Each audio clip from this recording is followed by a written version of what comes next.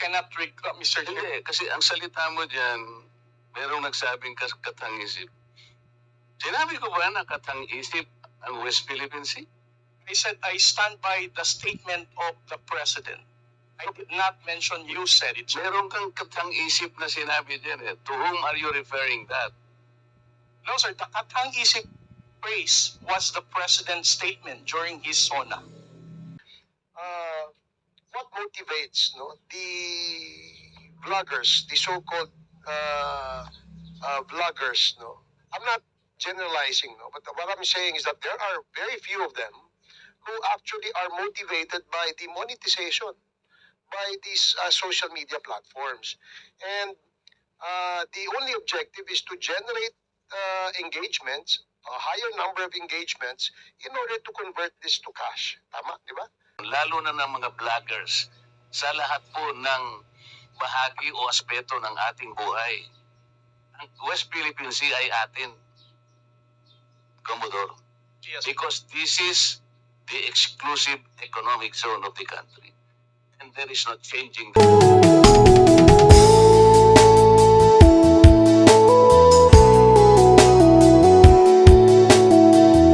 Recognize your turn. Maraming pong salamat, Mr. Chairman. Sa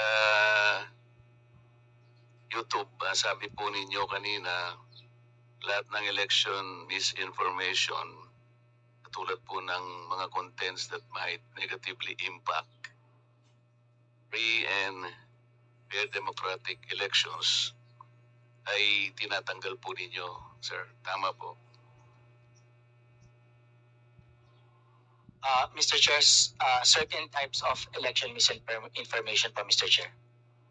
Kasi po ngayon, actual po yung nangyayari sa akin. Ako'y binabas po ng, hindi naman po masyadong marami.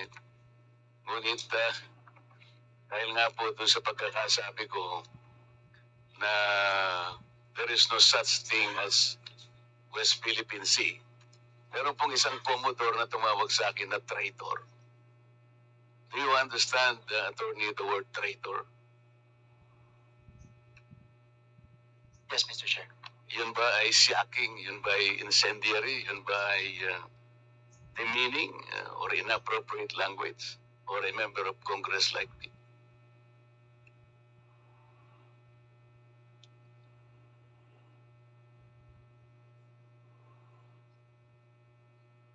Mr. Chair, I don't know the full context of the statement, so I'm unable to provide a comment on that, Mr. Chair. Okay, let's give the context.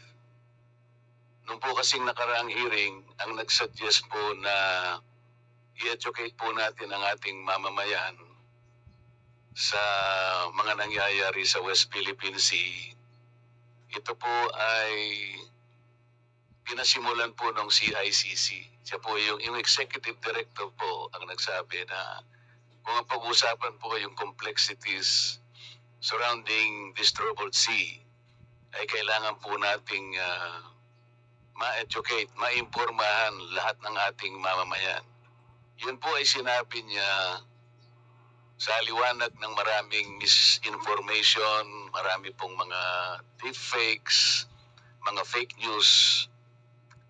Tama naman po siya sapagkat sabi nga niya, only an informed citizen can repel a fake news. Ako po, sinuportahan ko yung pangungusap na yun sapagkat kailangan lang. Sapagkat hindi naman po pwedeng pag-usapan po natin ang West Philippine Sea ng tayo-tayo lang. Sapagkat marami rin pong claimants kasi na pinag-uusapan dyan sa bahaging yan ng ating mundo. So, gusto kong pasimulan po yung public discourse nung sinabi kong there is no such thing as West Philippine Sea. Ang ibig ko pong sabihin, if we involve the international community, hindi po nila makita sa mapa yung West Philippine Sea. Hanggat hindi po kasi natin na ipatatala ito sa pandaigdigang patalaan ng mga dagat, magtataka po yung mga bansang nasa Europa halimbawa. I-google nila o gagamitin pa nila yung mga platapormang ginagamit po, YouTube, Facebook. hindi po nila makikita sapagkat anyone that Googles that particular area of our world, ang nakasulat lang po doon ay South China Sea. Hindi po naman nangangahulugan na pag sinabi natin South China Sea, pag-aari na ng China yon. In the same manner, Mr. Chair, yung Indian Ocean, hindi po pag-aari ng India yon. Yung Gulf of Mexico, Mr. Chair, hindi rin pag-aari ng Mexico.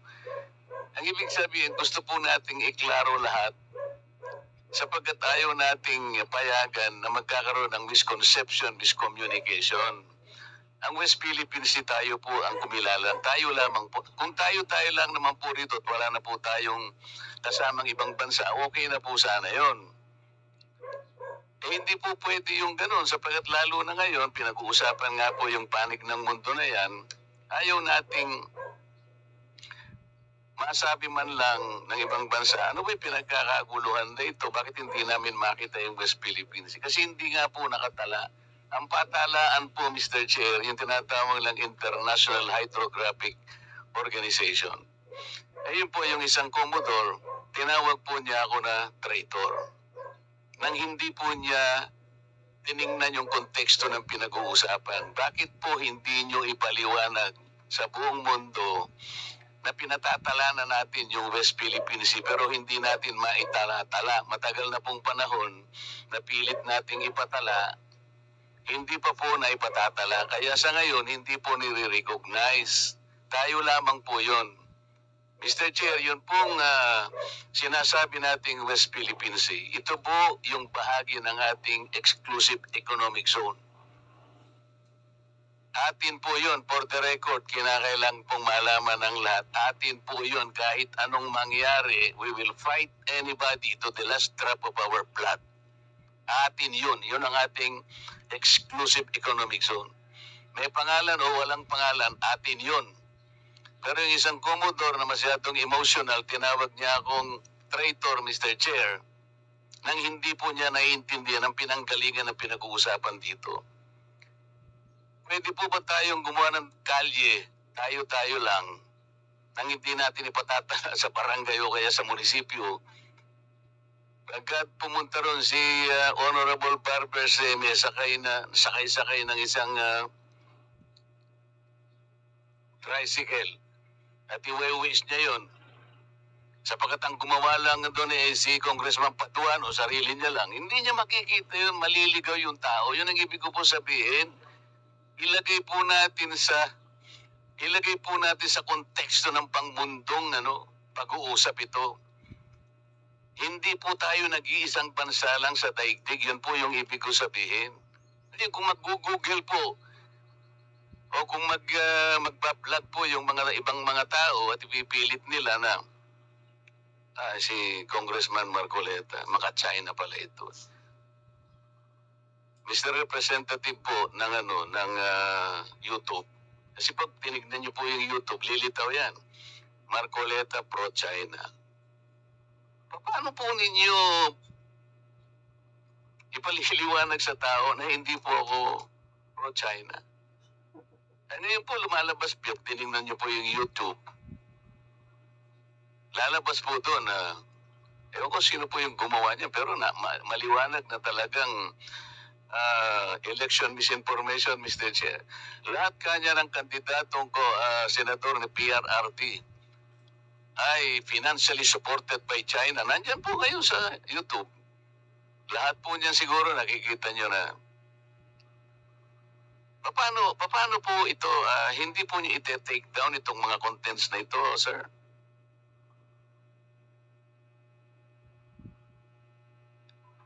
So kung meron pong magre-report nung content, i-assess po yung content against sa mga polisiya po. At, Makikita po ninyo doon, sir, na I was called a traitor at yung statement ko raw is a disservice to the nation. It came from no less than the spokesman of the Philippine Coast Guard. I believe he is here. May I request, Mr. Chair, that the Commodore sit in front or near us because there is still a vacant seat here between the Honorable Franz Castro and Yusek Nicolas Felix. Could you please occupy the seat, sir? Yes, kindly accede to the request of the Honorable Marcoleta.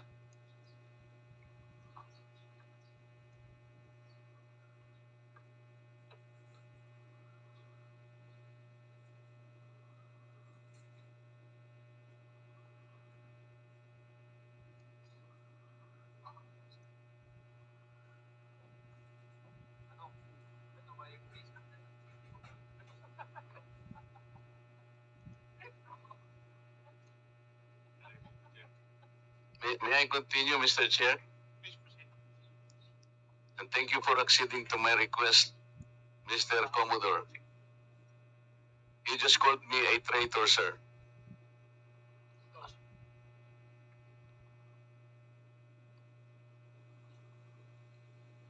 Nasa Facebook po, nasa social media. Mr. Chair, with your permission. Butit inulit mo, Commodore. Bago ka sumagot doon sa tanong niyang Juan, patapusin mo muna yung legislator and then you wait until you are recognized by the chair, okay? Yes, sir. Thank you. Thanks, sir. Please proceed. You said that you did not say that I am a traitor, but it is in the social media. Did you take an effort to clarify that so that you would not mislead people because they might believe that you have said that? It is only now that you are disowning this statement. Mr. Chair. Mr. Chair. Yes, sir. To the Honorable Marcoleta, sir. Let's put it on record. I did not use the word traitor in describing your statement that the West Philippine Sea ay katang-isip lamang po. Let me read my post on X. I stand by the statement of President Bongbong Marcos when he said ang West Philippine Sea ay hindi katang-isip natin lamang. Ito ay atin, ito ay mananatiling atin hanggang nag-aalab ang diwa ng ating minamahal na bansang Pilipinas. Hearing someone claim that the West Philippine Sea is merely a fabrication of the Philippine government is a disservice and an embarrassment to their entire party, the organization he belonged to, and even their own family. How can the one face the younger generations today and tell them that our exclusive economic zone to the west of our archipelago is non-existent, effectively giving up the fight to assert their rights as Filipinos in the West Philippine Sea?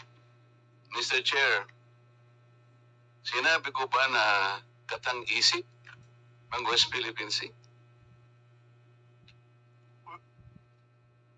I cannot recall, Mr. Chair. Hindi, kasi ang salita mo dyan, merong nagsabing katang-isip. Sinabi ko ba na katang-isip ang West Philippine Sea? I said I stand by the statement of the President. I did not mention you said it, sir. Meron kang katang-isip na sinabi dyan eh. To whom are you referring that? No, sir. The katang-isip phrase was the President's statement during his SONA. I just merely restated the statement of President Bongbong Marcos Kaya nga, when he you are now, delivered it to SONA. kaya mo lang nilabas yan after I said that there is no such thing as West Philippine Sea. But that is in context of the fact that it is not yet registered in the International Hydrographic Organization. Alam mo, Commodore, ang procedure. Tama. Mr. Chair, No, you have to answer, Mr. Chair. Alam mo yung procedure kung paano maitatala, kung paano natin papangalanan ang isang karagatan na tayo ang may-ari. You know the procedures, right? with respect to the 19th Congress who passed You the have Republic to Act answer my question, 1064, Mr. Chair. the Philippine Maritime Zones Act, sir, the West. Kindly repeat your question. You know, Commodore, the procedures on how we can register the name of a maritime area that we control or that we believe it is ours, the procedures on how Yes, to sir. register. Okay. So, ano na po ba, nakarehistro na po ba, nairehistro na po ba natin yung West Philippine Sea? Sir, with regard to your question, there must be a legislation and then submitted to the international. Oo nga, meron na po hydrographic tayong organization. legislation. At Yes, as a sir. matter of fact, nagagawa na po yung Congress. Kailangan po talaga yun. Yes, sir. Nagpasimula tayo sa administrative order, pero kulang yun. Kaya nga po ang Congress kumuha para tulungan po kayo. Okay, sa ngayon po, sa tagal na po ng proseso, yun po yung dapat ninyong palaging gagawin. Kailangan lahat ng lakas natin gamitin, maparehistro po natin. Pero ngayon, hindi pa nakarehistro, tama po. Again, sir, answer your question. Please. Steps by Commodore, nandali. Yes, sir. Please answer the question directly. The question calls for a yes or no. No, sir. If it's in IHO, yes, through legislation. Sinasabi ko yung IHO because this is the only world body that officially names a particular area of the sea. Kaya sa konteksto po ng pinag-uusapan natin, kaya ko lang nasabi, sapagkat hindi pa po nakatala, we need the international community to recognize a part of our own. Yun lang po ang punto doon, Mr. Commodore. So kung hindi pa po nakatala, tama po ako, hindi ba? No, sir. You are inconsistent. No, sir. I did not say that you're correct.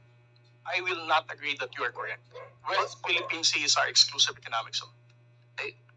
Mr. Chair, wala tayong dispute. Sinasabi ko na nga sa iyo, yung sinasabi nating West Philippine Sea is our own exclusive economic zone. This is ours. You and I should fight for it until the last drop of our blood. Ang sinasabi natin dito, kagaya ng nire-request ng CICC, let us educate our people sapagkat ang alam ng mga tao, lahat tayo, ang alam natin, nakarehistro na. Ang sinasabi ko, hindi pa po nakarehistro. Ikaw ba pwede kang mag-enroll sa isang eskwela nang hindi ka nag-register, nang hindi ka nag-enroll? You answer my question. Of course, sir, there is a Kaya nga legislation. Kaya hindi pa nakarehistro, Mr. Chair. This is the only point. Let us not create a mountain out of molehill. Bigla mong sasabihin, in response to what I said, ang isip o blah blah blah at lumabas sa traitor. Hindi ka man lang gumawa ng effort, for example, na I did not say that. Hindi mo lang sinasabi. But people are bashing me. I am pro-China. When is the last time or the first time that I am pro-China? Again, Mr. Chair, I never said that you are a traitor. That is clearly posted on my Twitter. Pero hindi ka po nagbigay ng paliwanag na sinabi mo sana doon sa social media din. Bakit nyo ina-ascribe sa akin na sinabi ko na traitor si Kong Marcoleta? I did not say that. It is only now that you are explaining na wala kang sinabi. But kumalat na sa social media, kaya nga tayo nandito. These are the excesses and the abusiveness of social media, Mr. Chair. Nangyari na. Kahit na ilang libong mag-explain ka dito, yung tao narinig na nila na ikaw ang nagsabi. Because meron ka pang litrato dun eh. Mr. Chair, No. nobody has ever asked me whether you are a traitor. This was only the first time that I was asked whether you are a traitor or not. You are not even aware na sa social media sumabog yun. Nandun yung litrato mo and they claim that I am a traitor. Ngayon ka lang nagpapaliwanag na I am not a traitor. Pero nangyari na yun. Mr. Chair, I don't think that I'm under in any obligation to respond to all those social media Mr. posts Chair, by bloggers, now, social media influencers to tell them that they're wrong. Siya muna. sabi niya wala siyang obligation. Finish your statement. Yes, sir. Mr. Chair, Honorable Marcoleta, sir, I think I'm no under obligation to tell all the social media influencers, to bloggers, defend your name, tell them that you are not a traitor. Again, I did not mention that you are a traitor. Those words did not come from me. Why would I go to the extent of defending you and you are running for Senate? I might as well be interpreted as running for supporting somebody for public office. Mr. Chair, clarifying something that is wrong is Have not the floor, political. please. Thank you, sir. Commodore, at tinatanong lang ni Honorable Martorell that merong lumabas kang statement, siguro binigyan ng interpretation ng ibang vloggers at nasabi na traitor si Honorable Marcoleta. Ang tinatanong niya is, unang-una, alam mo ba ito na gano'n na nangyari? Would you know? No, sir, because when it became a social media popular post, I was not here in the country. I was actually in the official business outside. So when did you come to know about it? I only came to know about it when Congressman Marcoleta called me Gago and Mangmang in one of his interviews. So when was that?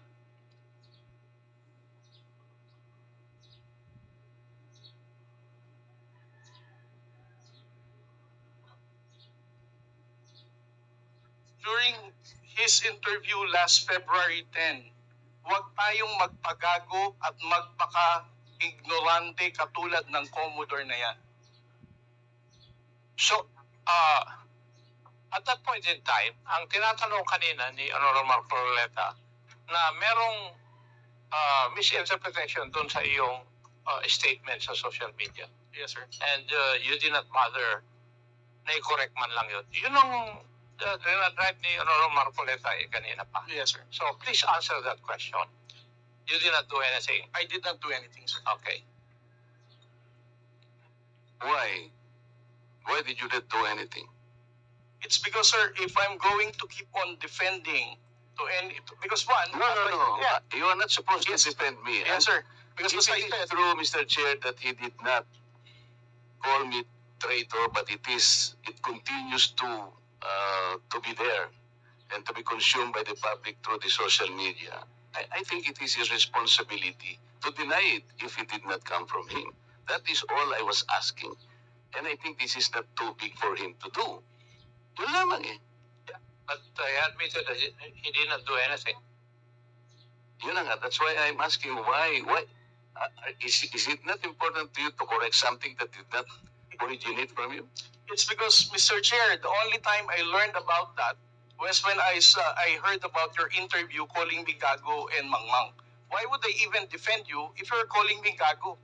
As a commissioned officer of the Philippine Coast Guard, being a spokesperson, calling me Mangmang, not knowing what I'm saying. But actually, if you will read that context, How would I even the act defend of doing it is the one that is gago. Di ba? Yung ganun, not necessarily the person eh.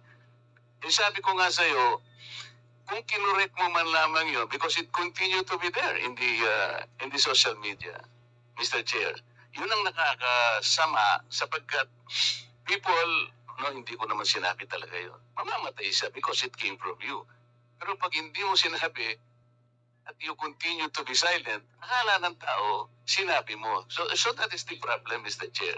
And I think we are hearing this in order to correct the misconception and misinformation because it continues to spread. If you get the point, Commodore, Mr. Chair. Mr. Chair, again, sir, kung bakit ko po hindi binawi ay dahil nalaman ko lamang po itong balita na ito na nag-spread siya nung nagpa-interview po kayo na ginagago niyo po ako. As a human being, how would I defend somebody na ginagago po ako sa public interview?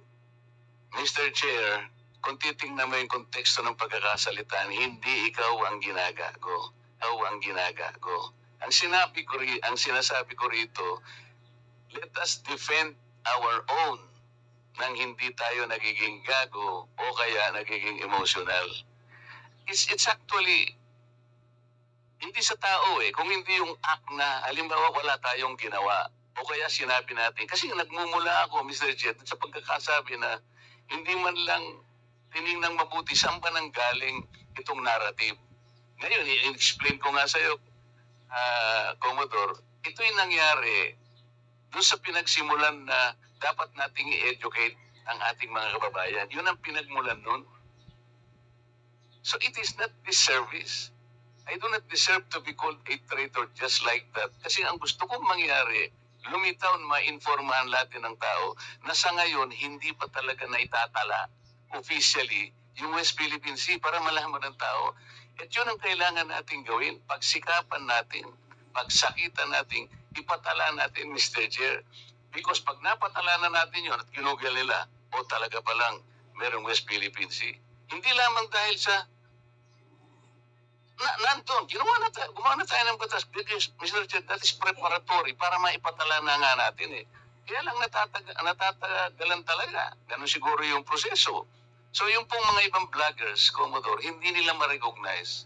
Kaya example ko kanina, ginugoogle, wini-waste ni Congressman Barbers, yung kalye na nirehistro na gawa lang ni Congressman Paduano, hindi po niya makita. So nagkakaroon ng confusion. The tendency to be misinformed proceeds from the fact na hindi pa talaga na ipatala, sir. That's the only point. Mr. Chair, ngayon, kung babalik po sa Google, Mr. YouTube, kumakalat, lumalakat, but you are not doing anything to control this. So ang daming, ngayon nagpapas sila sa akin, si Marcoleta, pro-China. Ngayon, may lumitaw na naman through your platform. Lahat po ng senador na kagrupo ni ganito, lahat po sila ay pinoponduhan po ng China. Nandito ngayon. I will show it to you before you leave, sir, na lumilitaw na naman dito. So kasama po ako doon sa grupo na yon na pinipinance ng China. Ganun po eh. So it becomes now an election misinformation that will impact on the credibility of the election. Maaaring mamislead po na naman ang mga tao. Yun po yung ating gustong ayusin, yung misconception and misinformation. Lumitaw lamang po kasi sa kawalan ng information na hindi pa po natin naipatala, Commodore. Hindi pa nakatala talaga officially. Tayo-tayo po, walang problema eh. Kung tayo-tayo lang. Sapagkat yung bahagi na yun ng ating karagatan, may pangalan man yan o wala. Sabi ko nga sa iyo kanina, tayong dalawa ilaban natin yun hanggang sa huling patak ng ating dugo. Atin yun at walang makakapagpabago doon. Ang problema, nagkakagulo tayo because of that misconception. Walang masamang tinapay doon, Mr. Chair. I want to explain that. Ngayon, ako nagpapasalamat ako sa iyo at sinabi mo ngayon at naliwanagan na hindi mo pala sinabi yung I am a traitor. So salamat kahit nahuli. Sabi nga natin, Mr. Chair, huli man daw at magaling na iahabol din. Kaya lang ang problema ko ngayon, Mr. Chair, yun pong kumakalat na akala nila sinabi mo. At lumaki nga, sapagkat siguro, dahil medyo nasaktan naman ako, nakapagsalita ako ng wag nating depensa ng sariling atin na magiging emotional tayo o kaya nagpapakagago tayo. So, kaya lumaki ng lumaki dahil lamang doon. But the context, Mr. Chair, the context is gusto nating huwag gamitin ang misconception or misinformation, lalo na ng mga vloggers, sa lahat po ng bahagi o aspeto ng ating buhay. Ang West Philippine Sea ay atin, Commodore.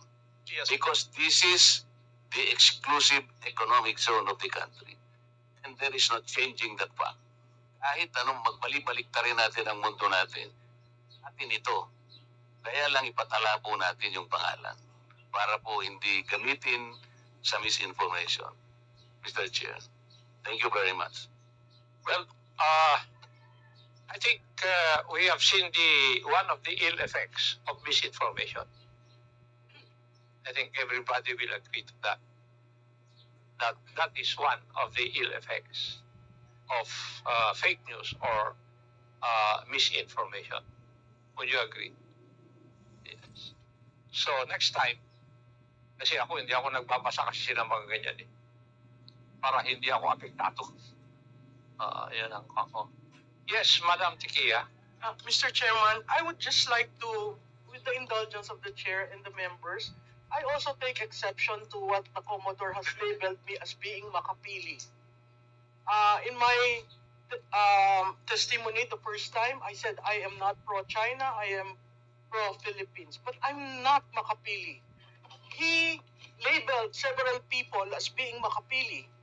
And ako po'y apo ng isang guerrilla. So I took offense on that and I stopped following him. Ang nangyayari ho kasi reverse ngayon eh. Pag ang tao nasa gobyerno, nililabel ka as being makapili, just like that. And you know the reason, Mr. Chairman, why he called me makapili? I had an interview with a Chinese journalist. That doesn't make me makapili. That doesn't make anyone makapili. So, wag sana po natin dadalhin yung usapan sa kune-question yung katauhan ng tao. That's why I never followed him. I used to follow him. I used to question him. But after labeling me as makapili, na hindi po, alam ng karamihan ng kaibigan ko, nag-decide na sana ako sa ibang bansa, pero umuwi ako. Pero for a man in uniform to call me makapili, that's insulting. Yun lang, sir. Any statement, Commodore? Yes, sir. The Global Times is the known propagandist of the Chinese government. If you're going to look at those personalities na in-interview ng Global Times, you're going to doubt what is the objective, why such personalities are being interviewed. If you're going to look at the posts of those people who were interviewed and who gave comments about our fight in the West Philippine Sea, I think that's where I'm getting that kind of assertion. Again, this is just an opinion, but those opinion is guarded on what I have seen so far in their social media posting about how they reacted on our responses in the West Philippine Sea, about how they downplayed the level of aggression that the armed forces of the Philippines and the Philippine Coast Guard is experiencing in the West Philippine Sea, not to mention the abuses of the Chinese Coast Guard against the Filipino fishermen in Bajo de Masinloc. I am not labeling anybody as makapili unless you're going to support and toe the line for our fight in the West Philippine Sea. Ang laban po natin sa West Philippine Sea requires amplification of truth and factual narrative. Let us not distort the messaging of the Philippine government. Ang laban po ng West Philippine Sea, hindi lamang po ito laban ni Pangulong Bongbong Marcos. Laban po nating lahat ito bilang Pilipino. I agree with you. But that doesn't give you the right to label people unless you have concrete pieces of evidence. When you label people wrongly, they're committing a crime. Would you agree with that, Commodore?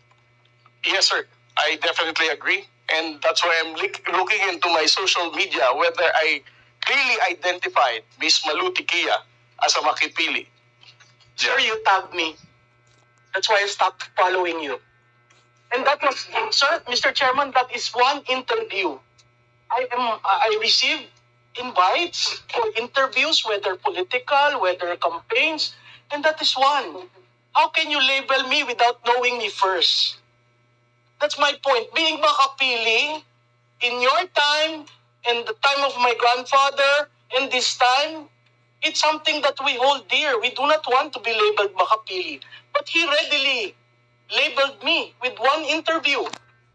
That doesn't define me. That doesn't define my belief in the Philippines and on South China Sea.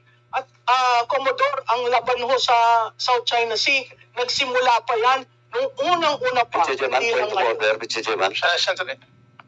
Thank you, Mr. Chair. Yes. Kaya nga po, nagkakaroon ng hearing na ganito dahil nagiging problema na natin yung fake news Otherwise, this issue would not reach Congress.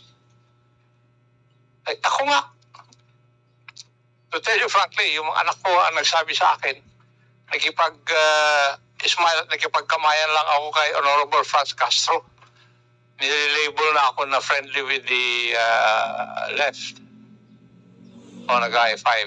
Anak ko ang nagsabi no dahil hindi ako nagbabasa ng ganyan Sayang lang yung oras. Kasi I need to discern whether the news presented there are true or not. And that would need time for me to discern or to find out, to validate whether it's true or not. So, never mind. It's just a waste of time. Yun ang aking paningin dyan. That's why I'm not affected kung ano man ang sinasabi. Eh, nangingiti na lang ako pag naiinis si Honorable Marcoleta pag sinasabi na traitor siya. Anyway, Chairman, just I will not anymore raise a point of order, but this is just a reminder to all the members, to all the resource persons.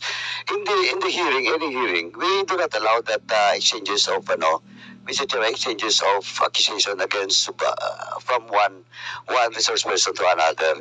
We have a different venue for that, and with due respect to Ma'am Malu, Ma'am, sorry po kasi ganito yung rules natin, no?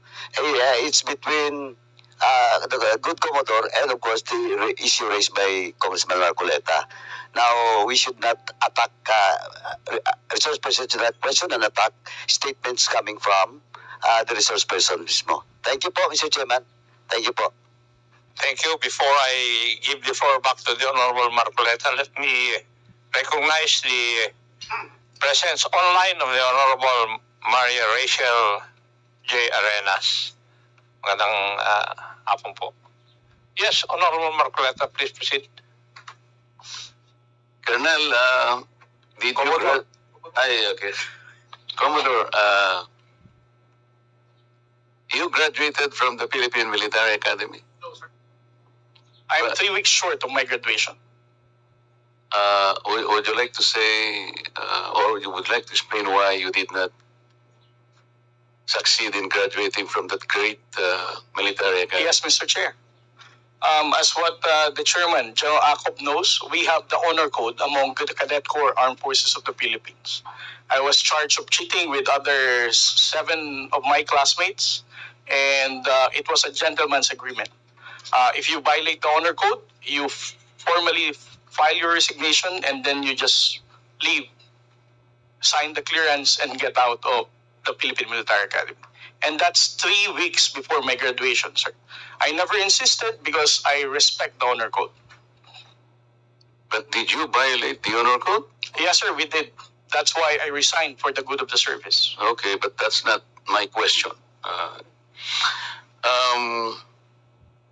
We need to defend our exclusive economic zone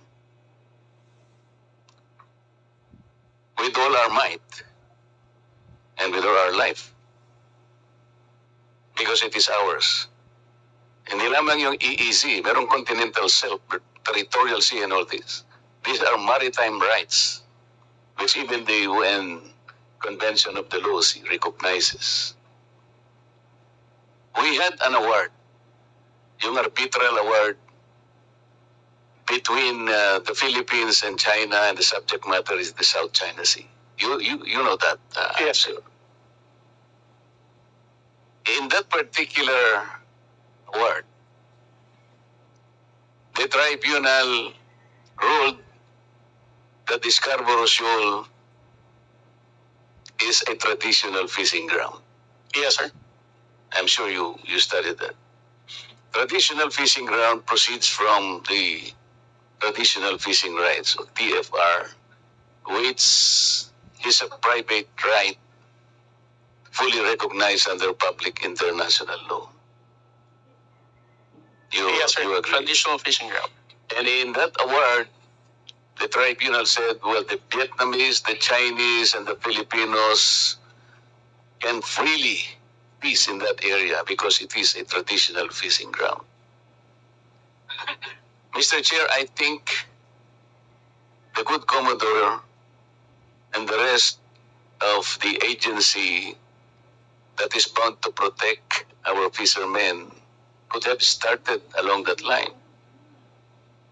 Because a traditional fishing right is a private vested right. It does not concern territory. Sa aking palagay, Mr. Chair, mas magandang maging magandang simula yun. Let's talk to China. And I believe China will recognize the traditional fishing right. Because in the year 2000, I will remember that they had an agreement with Vietnam in the Gulf of Tonkin. If you will study that. Nagkaroon sila ng agreement and they divided that fishing ground among themselves. Something that we can also do para hindi tayo nagkakaroon ng girian.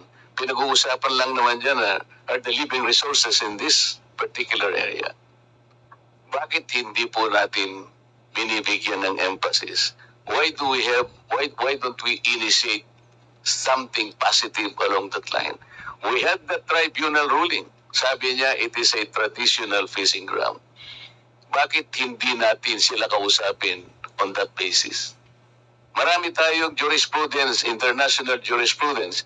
In 1974, nag-aralan po ninyo, Mr. Chair, yung mga maritime cases that was ruled by the tribunal. Yung case ng Federal Republic of Germany against ang Holland and also Great Britain against Holland. Yung alam po ninyo, yung ruling is the same. Kahit siya yung merong reference to sa sea na yon, it cannot exclude the rights of the other coastal areas to fish sapagkat they invoke the traditional fishing right. I am asking, Mr. Chair, why no initiative has been taken along that line? Mr. Chair? Yes, sir.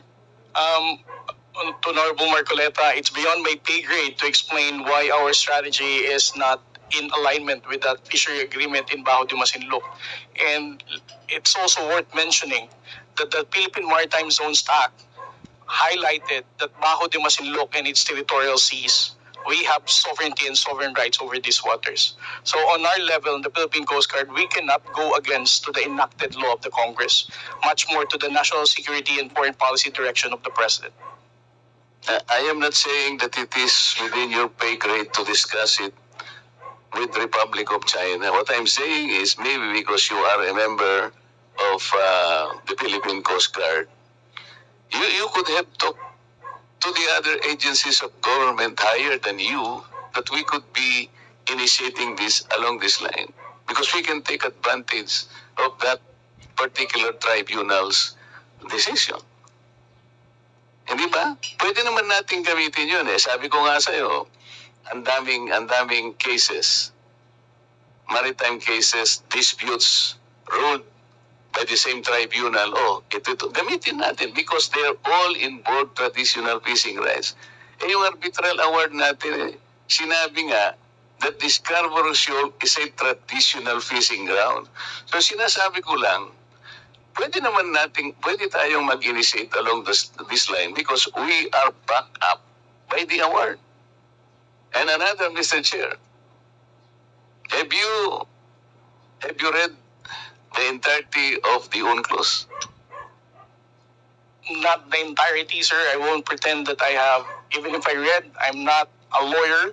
I have a PhD in international relations, but I'm not a legal person. So I won't claim that I fully comprehended the contents of the entire UNCLOS. Understood. Okay, so what about the aspect of that particular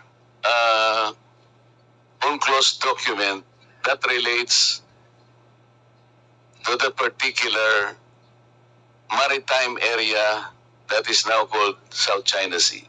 The South China Sea is a semi-enclosed sea. Did you find in the UNCLOS the significance of a semi-enclosed sea? I think it is under Article 123 of the UNCLOS. Kung tinatanong ko lang, sir, kung nabasa mo lang. Mr. Chair, I'm not the proper resource person to respond to this kind of question, sir. Thank you, Mr. Chair, because I am raising that particular issue because if the most responsible agency will look at it, there is a connection on how we should approach the entire problem because the entire South China Sea is a troubled sea. Kaya dapat inaaral natin, saan kaya tayo magsisimula? Ano kaya ang magiging basihan sana natin to approach this issue? Because if you will look into the definition of a semi-enclosed sea, which is under Article 123, makikita natin doon, Mr. Chair, na yung palang mga coastal states Kasi tingnan po ninyo, imagine it, on the north, nandyan po yung China, on the east, nandyan ang Philippines, on the west, nandyan ang Vietnam, southern part, nandyan ang Malaysia. Kaya, at meron din Taiwan on the north. Kaya tinawag po siya sa UNCLOS, Mr. Sen, na semi-enclosed sea. What is the significance of the semi-enclosed sea? Sinasabi po ron, pagka po yung body of water is a semi-enclosed sea, lahat po ng coastal states has the responsibility to coordinate, to cooperate in the exploration, the research, development of that area. We can utilize that as the cornerstone of our defense na. Sinasabi pala rito, dapat cooperative ang approach. Hindi sa'yo yan. Kasi even in the description of the sea, tayo dapat nagko-cooperate. So sinasabi ko lang ito, Mr. Chair, because of the complications and the complexities of the South China Sea. Kaya po, kahit na konti lang ang panahon, gusto ko makakontribute na ito po ang dapat nating pagsikapang aralin. So maraming salamat po, Mr. Chair, sa inyong pasensya sa akin na medyo nagtagal para ipaliwanag lang ng konti, alang-alang po sa pagkaunawa natin lahat. Thank you, sir. Thank you, Your Honor. The next letter plate is the Honorable Raul Manuel. Thank you, Mr. Chair. In relation